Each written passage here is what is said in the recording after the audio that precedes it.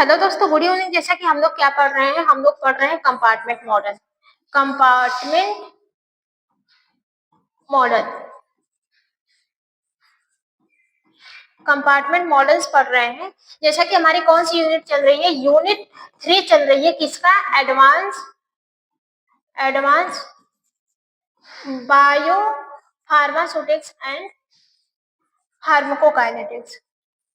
मान लीजिए पीके लिख दे रहे हैं, फार्माकोकाइनेटिक्स। ये मेरा एम फार्मा सेकेंड सेमेस्टर का है, advance bio pharmaceutics and pharmacokinetics, जिसमें से हमारी यूनिट 3 चल रही है। यूनिट 3 में हम लोग क्या पढ़ रहे हैं? कंपार्टमेंट मॉडल पढ़ रहे हैं। क्या पढ़ रहे हैं? Compartment model.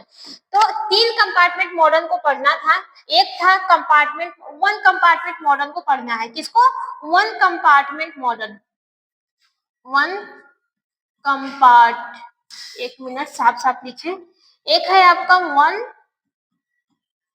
Compartment model, 1 compartment model for ivy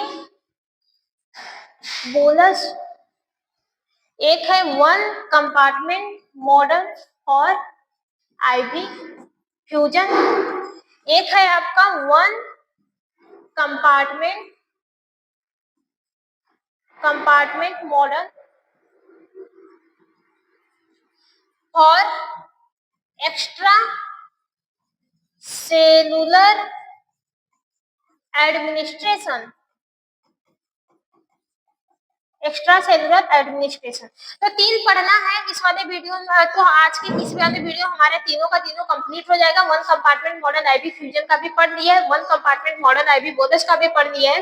आज के इस वीडियो में हम लोग पढ़ेंगे 1 compartment model for the extra vascular administration. तो क्या होते हैं, कैसे होते हैं, कितने टाइप के होते हैं, ये हमने नेक्स्ट वाले वीडियो में बनाकर अच्छे से समझाकर YouTube चैनल पर डाल दिया है। आप लोग वहां से चिन अप करके पढ़ लीजिएगा। ठीक है, बात समझ में आ रही है? आज के इस वीडियो में हम लोग, आज के हमारी टॉपिक बेसिकली क्या है, हम यहाँ पे लिख दे रहे हैं। आज के हमारी टॉपिक क्या है? 1 कंपार्टमेंट मॉडल, 1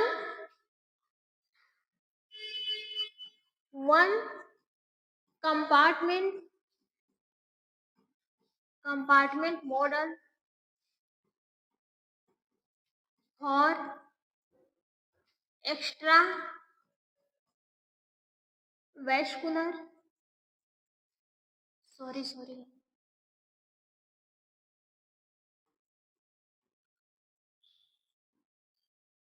वैस्कुलर एडमिनिस्ट्रेशन।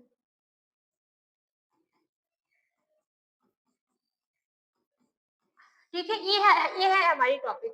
तो इसमें देखते हैं इन फार्माकोकाइनेटिक्स। पहले देखो एक्स्ट्रा वैस्कुलर एडमिनिस्ट्रेशन क्या होता है। एक्स्ट्रा वैस्कुलर एडमिनिस्ट्रेशन जो होता है वो फॉलो करता है एब्जॉर्प्शन को। किसको फॉलो करता है? एब्जॉर्प्शन की जो प्रोसेस होती है उसको फॉलो करता है। कौन सा? Extra vascular. बात समझ में आ रही है कि नहीं आ रही है?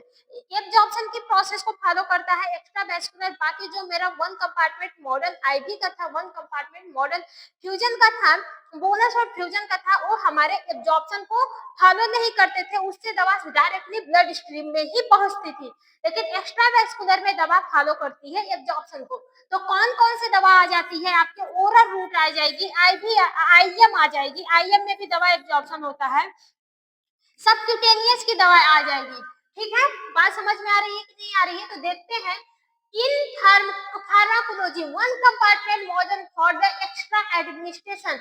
जैसे आपका फार्माकोलॉजी में जो 1 कंपार्टमेंट मॉडल इसका है एक्स्ट्रा वैस्कुलर एडमिनिस्ट्रेशन का, वो ओरल हो सकता है, सबक्यूटेनियस होता है, intravascular. Assume the body behave as a single uniform compartment। ये एज्यूम करता है हमारे बॉडी के बिहेव पर, हमारी जो बॉडी होती है वो सिंगल और यूनिफॉर्म मतलब एक समान कंपार्टमेंट में डिवाइड होती है। Where the drug distribute extensively signs into the intersystemic circulation। और जो दवा होती है वो एक्सटेंडली एक मैक्सिमम अमाउंट में या फिर एक समान जो दवा होती है वो आपके ब्लड सर्कुलेशन में इंटर करती है। ठीक है, however the extra administration absorption is not extendedly। So the model occurrence for the first order kinetic into the compartment.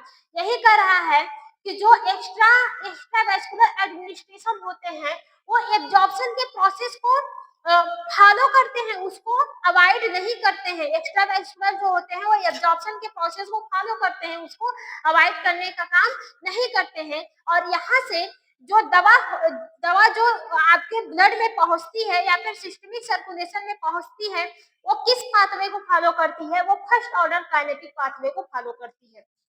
एजेप्शन की बात करें, the body is a single compartment.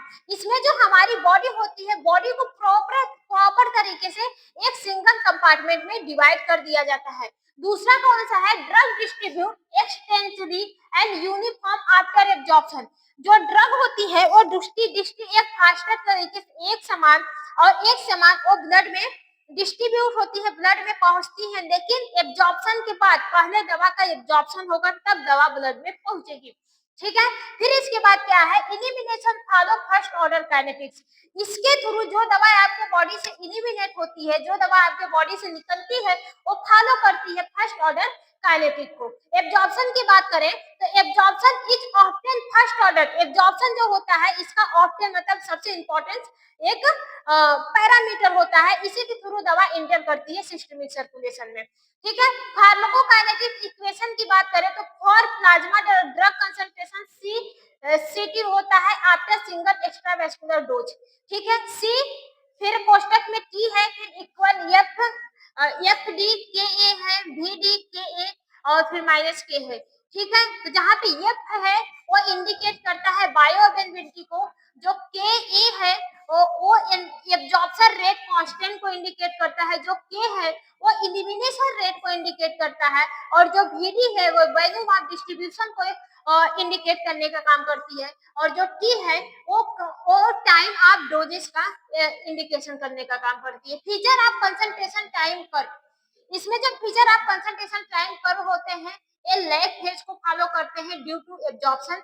Peak concentration जो C max पे जाता है, पीक कंसंट्रेशन अकर्स होता है, इसमें होता है after peak discipline follow elimination. देखो पहले तो दवा पीक कंसंट्रेशन में जाएगी, यहाँ से दवा धीरे धीरे धीरे धीरे धीरे एब्जॉर्ब होकर कहाँ से जाएगी, ये पीक कंसंट्रेशन में जाएगी। अब ये पीक कंसंट्रेशन से दवा जैसे ही यहाँ पे पहुंचेगी, ये हमारा क्या है, सी मैक्स है।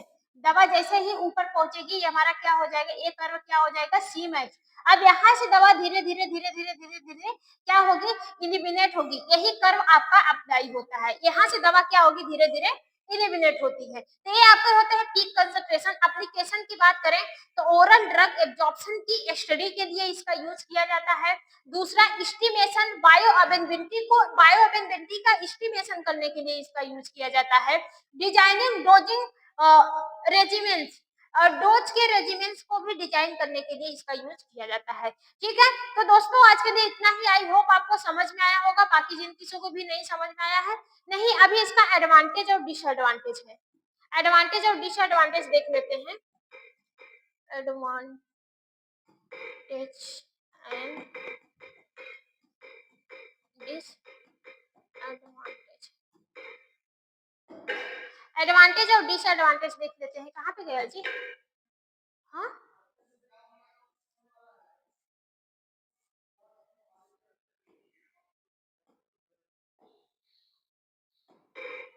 एडवांटेज और डिसएडवांटेज कहाँ पे गया,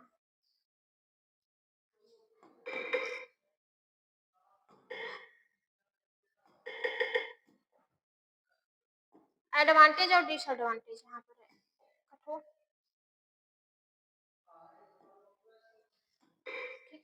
होगा, ये हो गया, सर्च होगा। एडवांटेज और डिसएडवांटेज की बात करें, one compartment model for the extra vascular administration का एडवांटेज देखते हैं, बहुत बड़ा बड़ा दे दिया है। Simplify, easy to understand and apply. ठीक है, favour parameters, one need VD KD and K एक कैलकुलेटर की जरूरत पड़ती है। कुछ पैरामीटर होते हैं जो दवा के कंसंट्रेट को निकालने के लिए यूज होते हैं। Useful for the routing PK analysis, ये यूजफुल किसके लिए होता है, रूटिंग पीके एनालिसिस, जैसे कैन एस्टिमेट एस्टिमेट किया जाता है सी मैक्स को, टी मैक्स को और बायो अवेलेबिलिटी को। एक दवा की सी मैक्स, टी मैक्स कितने मैक्सिमम में पहुंची है, पहुंचते समय कितना टाइम दी है, इसके अलावा कितना अपना इफेक्ट दी है, कितना ब्लड सिस्टमिक सर्कुलेशन में पहुंची है, उसको एस्टिमेट किया जाता है।